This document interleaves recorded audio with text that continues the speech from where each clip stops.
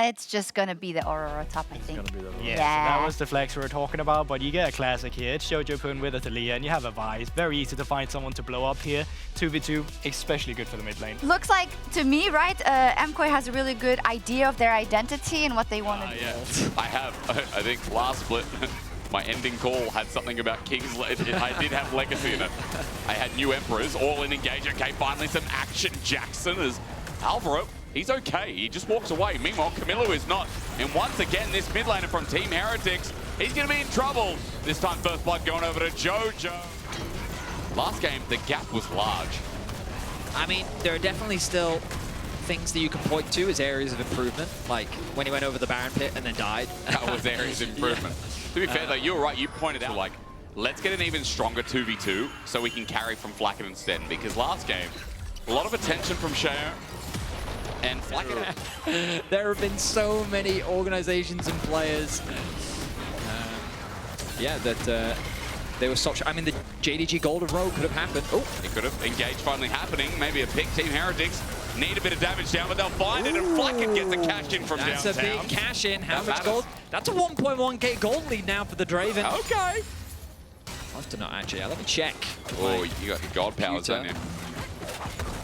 Have a quick look. Sten might be in trouble though. Good seismic shove. Hang on. Team Heretics support. Just caught out.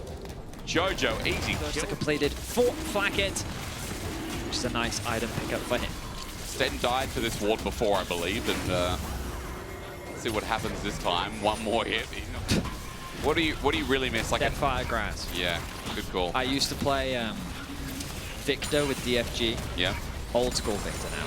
Where you had literally had an item in your inventory that you had to manually upgrade, rather than it just being this passive.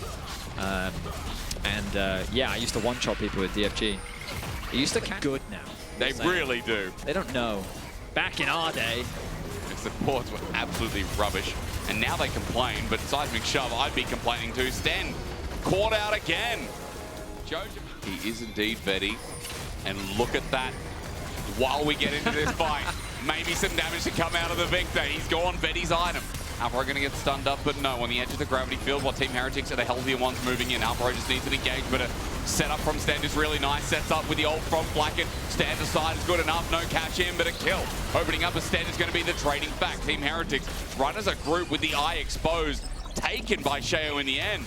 An advantage so far. Definitely works. He could also go for Zhonya's if he's worried about the dive. No. He just starts with the AP. Don't say that. We don't want that. But right now, Heretics is in a pretty good position. I think they're happy with how the game state is right now. Koi would rather allow me big chunks for only one item for a Victor. Used to him doing absolutely rubbish damage on his first item. As the turret's going to go down. Good movement from Koi. Now Alvaro just slaps him. Flash in. Sten all in.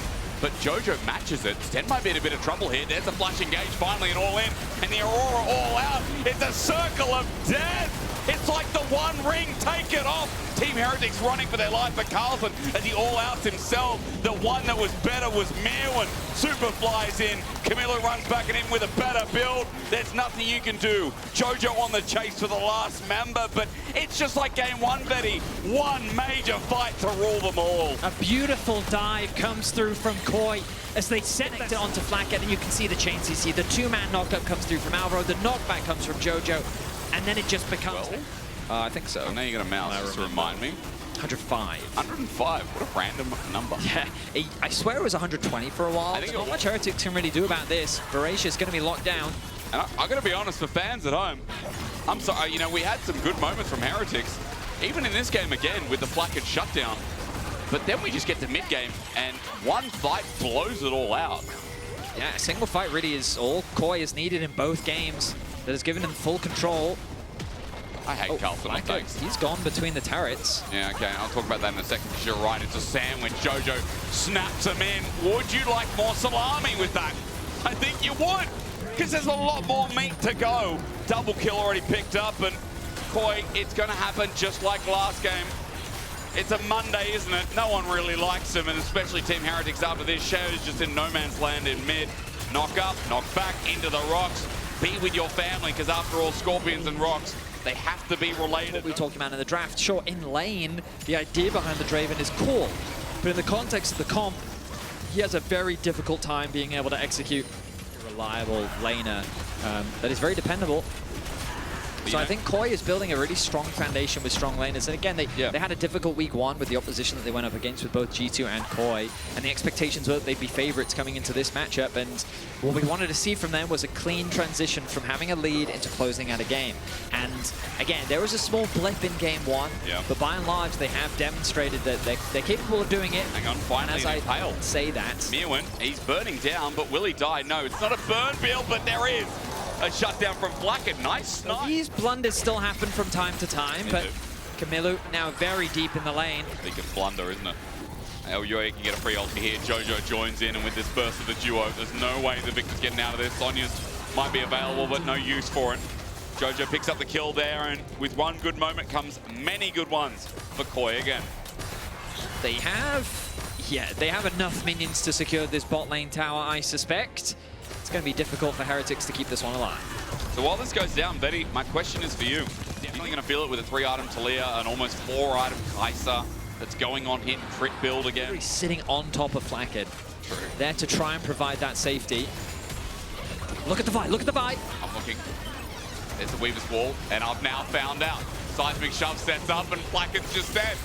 That's a big part of your damage. Now what? Yeah, that was not much Kazante could do to protect his AD carry there. They turned their attention to Sheo. Because Sheo was looking for Mewin, and it is to his detriment. Sheo is just going to drop. Nice ulti from Mewin yet again. In the circle of death, Camilo stands. A Chaos Storm that only tickles. Yes, doing a bit of damage, but Jojo's going to withstand it. And Carlson takes Alpha over the wall. It's his escape, but Super matches it with his own flash. And now with a second skin, triple kill. KOI back to where we thought. 10k gold lead. Another ace. And the game in the palm of their hand. A 5-for-0 ace in convincing fashion. Elyoya finally finds the flank. Blackhead doesn't even burn any of his summoner spells. Once again, we see a perfectly executed dive onto the AD carry, and now they will set their sights onto the Nexus. Blackhead will respawn in time, though. Yeah, I don't know if they can end. That's one minion. They've got to keep him alive. So taking up has to continue on. The ulti from Blackhead doesn't work out too well, but the Nexus is now bare. Team Heretics had some decent early games, but one fight again in each game here tonight brings KOI to a 2-0. A much better result after their hard start against KC and G2, but KOI are on the board in spring. A very strong series from KOI.